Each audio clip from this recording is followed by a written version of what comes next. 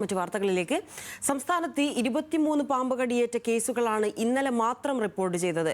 കണ്ണൂർ, കോഴിക്കോട്, മലപ്പുറം, കോട്ടയം ജില്ലകളിലാണ് ഏറ്റവും കൂടുതൽ കേസുകൾ രജിസ്റ്റർ ചെയ്തത്. പാമ്പ് കടിയേറ്റതായി സംശയിക്കുന്നത് 9 കേസുകളാണ്. ഹാൻസ് ജോൺ ആണ് ചേരുന്നത്. ഹാൻസ് ജോൺ, മിനിഞ്ഞാന്ന് 15 ആയിരുന്നു, ഇന്നലെ അത് 23ലേക്ക് എത്തുന്നു. പാമ്പ് കടിയുടെ എണ്ണം കേരളത്തിൽ കൂടുകയാണ്, ആശങ്ക പരത്തുന്നതാണ്. എന്താണ് മറ്റു വിവരങ്ങൾ?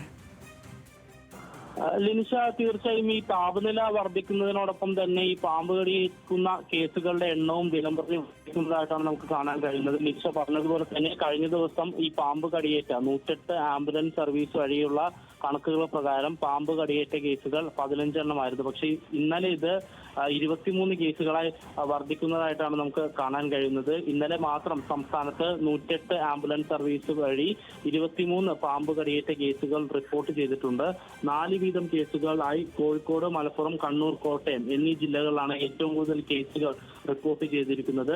പത്തനംതിട്ടയിൽ 2 കേസുകളും കൊല്ലത്ത് 3 കേസുകളും എറണാകുളം, പാലക്കാട് ജില്ലകളിൽ 1 കേസുകളുമാണ് റിപ്പോർട്ട് ചെയ്തിരിക്കുന്നത്. അതേസമയം 9 പാമ്പ് കടിയേറ്റതായി സംശയിക്കുന്ന കേസുകളും റിപ്പോർട്ട് ചെയ്തിട്ടുണ്ട്. അതിൽ തന്നെ കൊല്ലത്തും കോഴിക്കോടും 2 വീതം കേസുകളും, കണ്ണൂർ, മലപ്പുറം, കോട്ടയം, പാലക്കാട്, തിരുവനന്തപുരം എന്നീ ജില്ലകളിൽ ഓരോ വീതം കേസുകളുമാണ് റിപ്പോർട്ട് ചെയ്തിരിക്കുന്നത്. എന്തായാലും ഇത്തരത്തിൽ വ്യാപകമായ രീതിയിൽ പാമ്പ് കടിയേറ്റ കേസുകൾ റിപ്പോർട്ട് ചെയ്യുന്ന പശ്ചാത്തലത്തിൽ ജാഗ്രതാ നിർദ്ദേശങ്ങൾ പാലിക്കാനാണ് ആരോഗ്യവകുപ്പ് നൽകുന്ന മുന്നറിയിപ്പ്. ലിനിഷ.